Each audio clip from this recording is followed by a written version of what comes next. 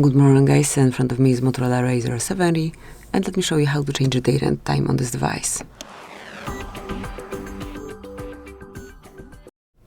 So first of all, enroll settings, then from main settings list, so from this panel select system, here we've got it, and now pick date and time.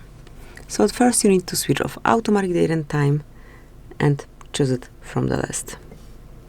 Then also time, and that's it, that would be all. As you can see, this panel also allows you to switch off automatic time zone, so you can unmark it and then pick it from the list.